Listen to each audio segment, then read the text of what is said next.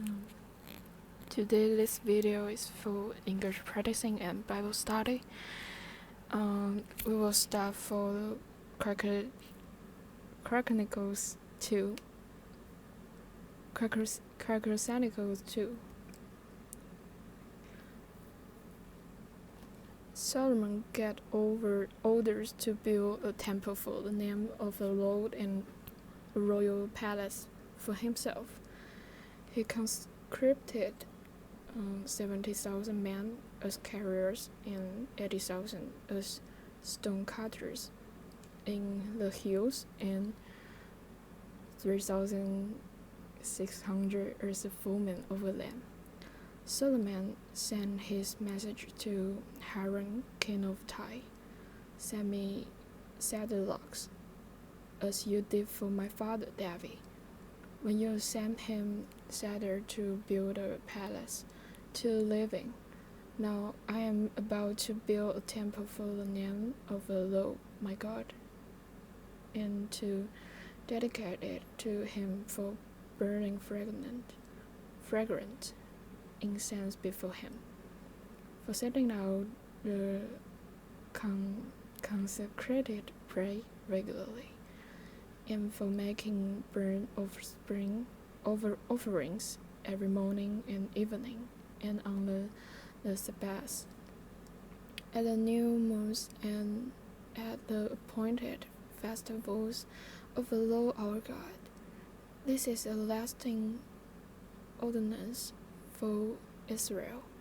The temple that I'm going to build will be great, because our God is greater than all other gods. But who is able to build a temple for him? Since the heavens, even the highest heaven cannot contain him. Who then I to build a temple for him, except as a place to burn sacrifices before him? Send me, therefore, a man skilled to work in gold and silver, bronze and iron, and in purple, crimson and brilliant, and experienced in the art of engraving, to work in Judah and Jerusalem with my skilled workers, who my father David provided. Send me also cedar, juniper, and algam. Juniper and algam logs from the Lebanon, for I know that your servants are skilled in cutting timber there. My servant will work with yours to provide me with plenty of lumber, because the temple I build must be large and magnificent. I will give your servants to woodmen who cut the timber, 20,000 cores of ground wheat, 20,000 cores of the barley, 20,000 baths of wine, and 20,000 baths of the olive oil." Hiram king of Tyre replied by letter to Solomon, because the Lord loves his people, he has made your their king. And Hiram added, "Praise be to the Lord, the God of Israel, who made heaven and earth. He has given King David a wise son, endowed with intelligence and discernment, who will build a temple for the Lord and a palace for himself. I'm setting you Hurad Abed,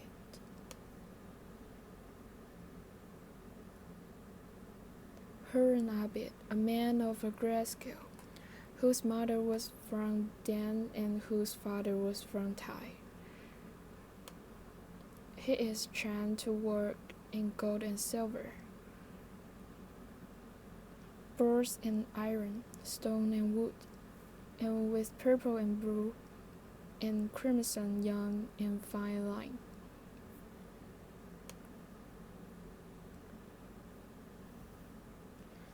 In fine linen. He experienced in all kinds of engraving and can execute any design given to him. He will work with your skilled workers, and will those of my lord David and your father. Now that my lord sent his servants the wheat and barley, and the olive oil and wine he promised, and we will cut all the logs from Lebanon that you need, and will throw them as rafts by sea down to Jabba. You can then take them up to Jerusalem.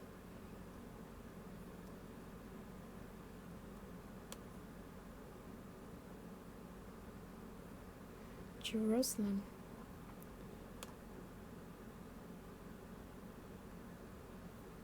Solomon took a census of all the foreigners residing in Israel, residing in Israel, after the census of his father David had taken, and they were found to be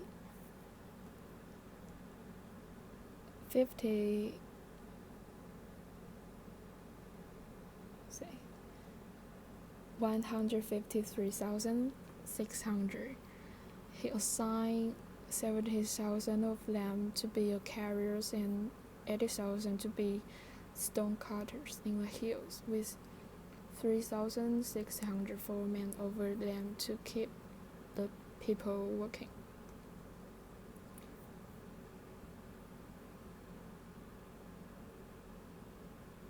Second Chronicles 3. Then Solomon began to build the temple of the Lord in Jerusalem on Mountain Moriah, where the Lord had appeared to his father David. It was on the threshing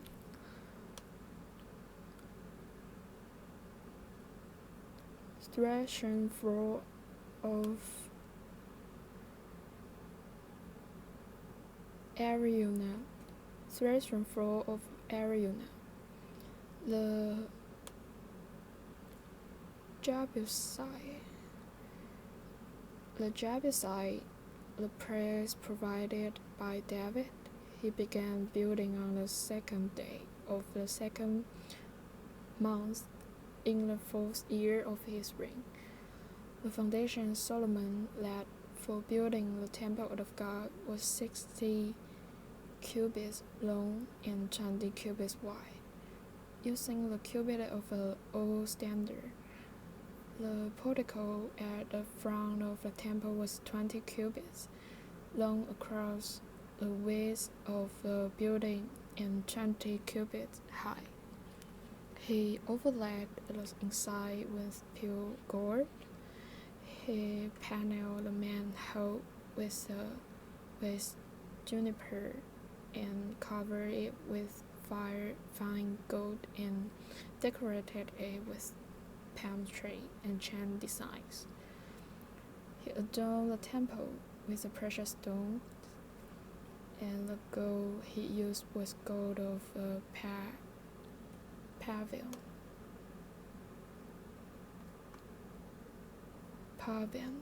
Was a gold of pavilion. He overlaid the ceiling beams, door frames, walls, and doors of the temple with gold, and he covered cherubim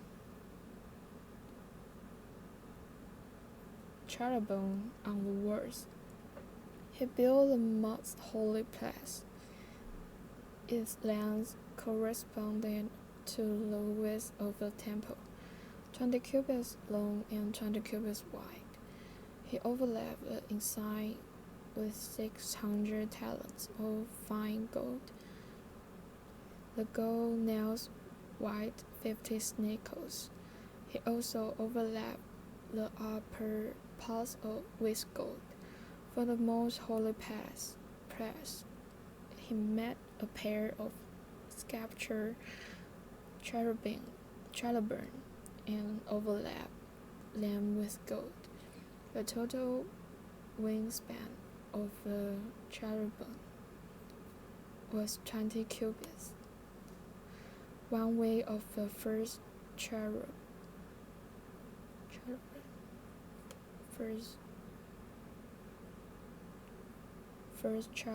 was 5 cubits long and touched the temple wall, while its other wing, also 5 cubits long, touched the wing of the other cherub.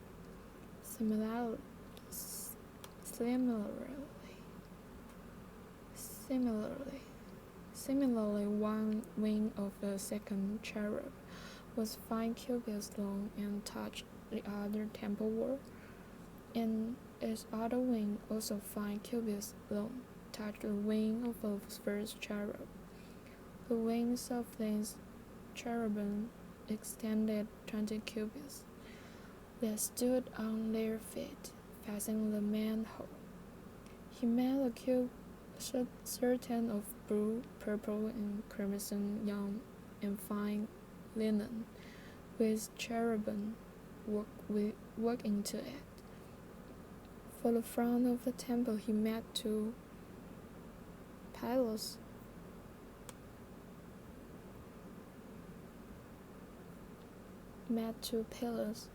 Which together were 35 cubits long, each with a capital 5 cubits high.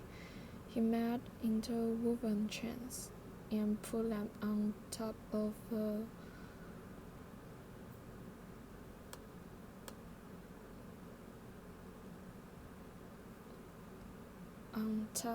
the pillars. He also made 100 pomegranates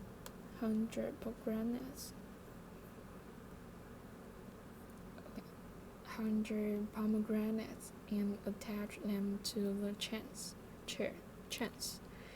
He erected the pillars in the front of the temple, one of the south and one to the north. The one to the south he named Jagging,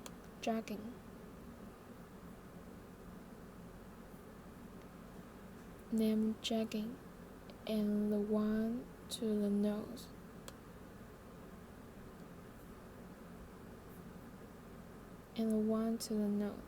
Boaz. Then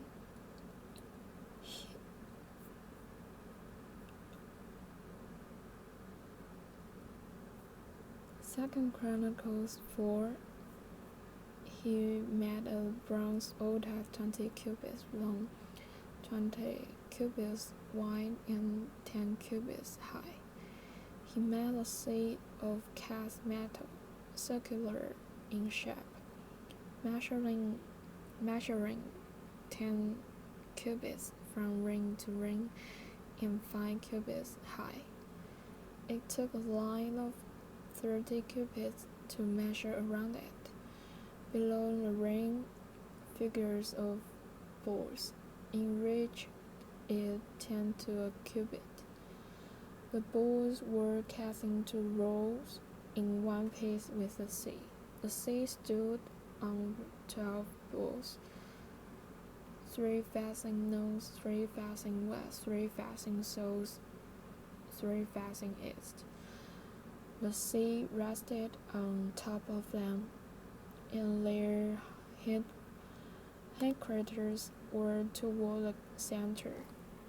It was a handbreadth in thickness, and its ring was like the ring of a cup, like a lily blossom. It held 3,000 baths. He then made them basins for washing and pressed 5 on the south side and 5 on the north.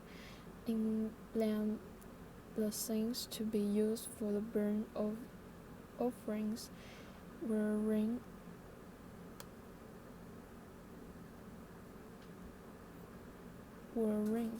but the sea was to be used by the priests for washing. He made 10 gold lampstands according to the specification 4 lamps and pressed them in the temple, 5 on south side and 5 on north. He made 10 tables and pressed them in the temple, 5 on the south side and 5 on north. He also made 100 gold sprinkling bowls. He made the courtyard of the prayers of the priests, in the large court and the door for the court, and overlaid the doors with bronze. He pressed the sea on the south side and the southeast corner, and Hulan also made the pots and shelves and sprinkling bowls. So Hulan finished the work he had undertaken for King Solomon in the temple of God. The 2 pillars, the 2 bowl-shaped capitals on top of the pillars, the 2 sets of network decorating the 2 bowl-shaped capitals on top of the pillars, the 400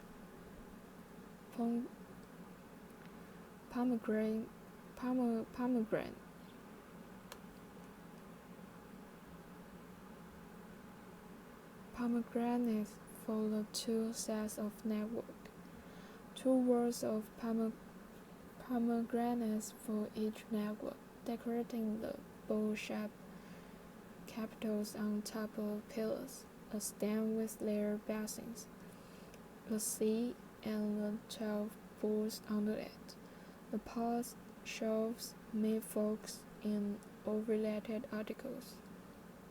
All the objects that Huram Abbey made for the King Solomon. For the temple of the law were of polished bronze. The king had them cast in clay molds in the plain of the Jordan between Sukkot and Saracen. Series. All these things that Solomon made amounted to so much that the weight of the bronze could not be calculated. Solomon also made all the functions that were in God's temple: the golden altar, the table on which was the bread of the presence, the lampstand of pure gold with their lamps, to burn in front of the inner sanctuary as prescribed, the gold floor work and lamps and tongues that were solid gold, the pure gold wick trimmers, sprinkling bowls, dishes, and censers, and the gold doors of the temple, the inner doors to most holy place, and the doors of the manhole. Chronicles 5. When all the work Solomon had done for the temple of the word of the Lord was finished, he brought in the things his father David had dedicated, the silver and gold and all their furnishings, and he pressed them in the treasures of God's temple. Then Solomon summoned to Jerusalem the elders of Israel, all the heads of the tribes and the chefs of the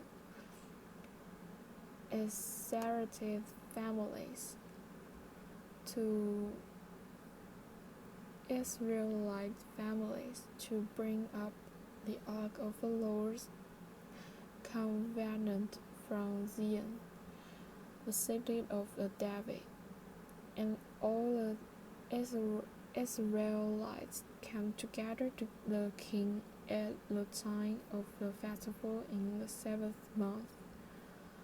When all the elders of Israel had arrived, the Levites and the Levites took up the ark, and they brought up the ark and the tent of meeting and all the sacred furnishings in it. The Levitical priests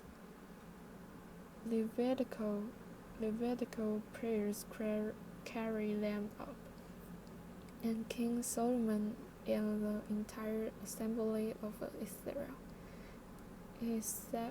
Israel that had gathered about him were before the ark, sacrificing so many sheep and cattle that they could not be recorded or counted.